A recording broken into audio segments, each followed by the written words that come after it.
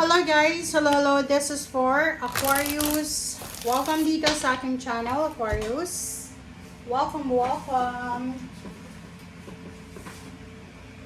Okay, Aquarius. So, this is general reading. Alamin natin kung anong messages, gabay, energy para sa inyong lahat. So, I hope na makaresonate kayo dito. Okay? So, Aquarius. This is the unexpected. Ano ba yung mga ini-expect nyo na mangyari sa mga susunod na araw, buwan na taon? So, etong message na hahanapin natin is yung hindi nyo ini-expect.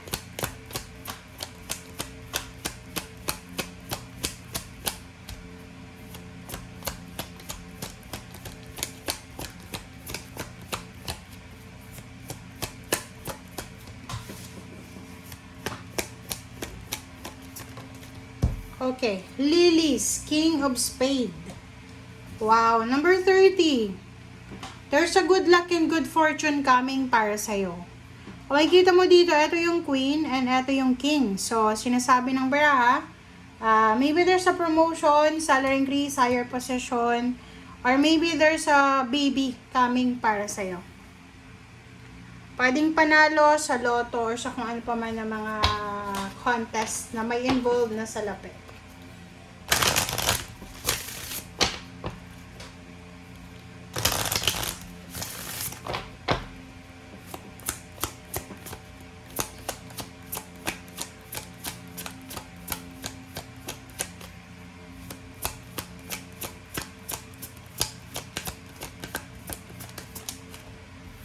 Okay, take a divinely guided chance. Wow, Aquarius. Ito ang maganda dito kasi yung message na to, resonated siya sa lilis mo. So, makinig ka. Nasabi ng baraha sa'yo dito na all positive change and successful ventures involve a degree of risk. So, kailangan mo daw mag-take ng risk. Okay? Sinasabi ng baraha sa'yo dito na kailangan natin na lakasan ang loob natin. Okay? Kailangan mong sundin kung ano yung tinuturo sa'yo ng universe na gagawin mo. Like may mga plano ka. Ano bang plano mo? Are you planning to get married? Have a baby? Magpagawa ng bahay, magpa-renovate ng bahay. Kasi, sinasabi dyan na kailangan mo daw mag-take ng risk. Kung hindi ka mag-take ng risk, wala daw na mangyayari. The World card, the Chariot, dalawang Major Arcana, 5 of Cups, and Queen of Cups. Sa ilalim mo dito, there's a 2 of Wands and Justice. Okay. Nakikita ko sa'yo dito, Aquarius, posibleng galing ka sa heartbreak or pwedeng family problems. Sinasabi ng baraha sa'yo dito na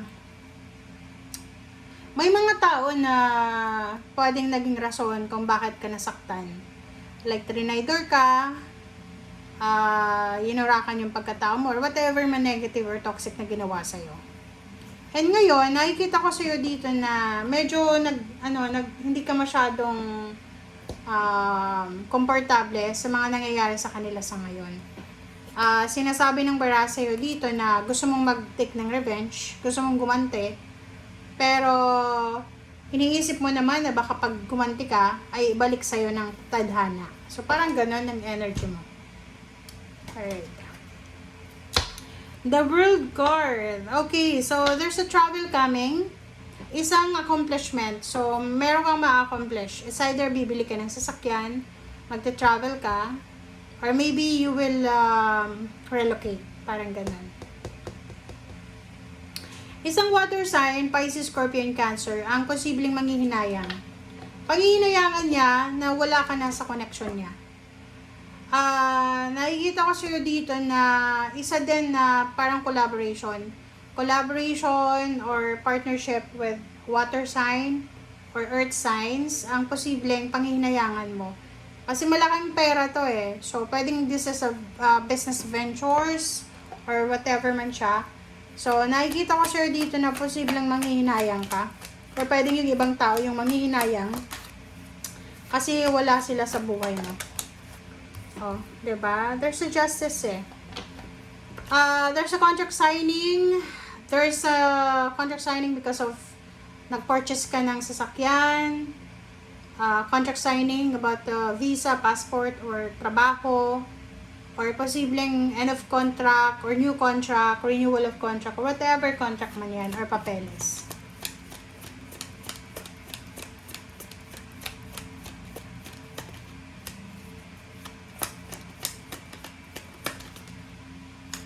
Okay. The Chariot.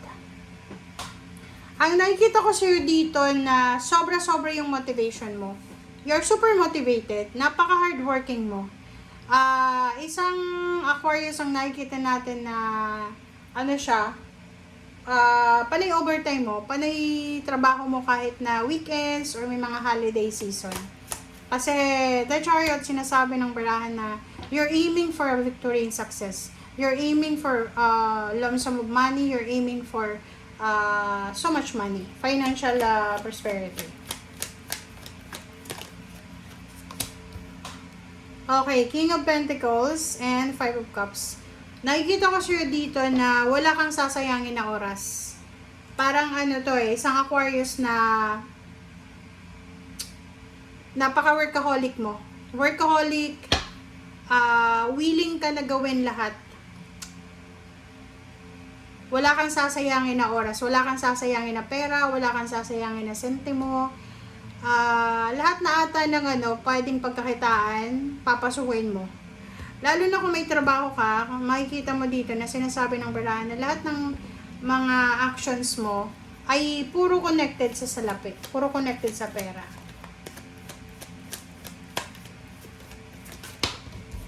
Oh. Ay, Queen of Cups.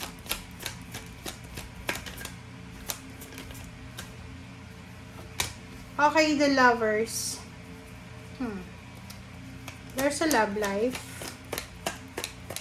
Relationship. OMG, wow! So, nakikita ko dito, are you married or you're in a relationship? Kasi, may posible ditong celebration of success. It's either yon, may wedding anniversaries or wedding talaga. Or maybe you're saving a lot of money para sa kasal mo, para sa pregnancy, para sa pagpapatayo ng bahay, or para sa occasion na to, or sa kung ano pa man siya. So, may reason ka. You have 100 reasons na kung bakit ka sobrang workaholic, nag-iipon ng pera, or whatever man. Okay? Thank you guys. Bye!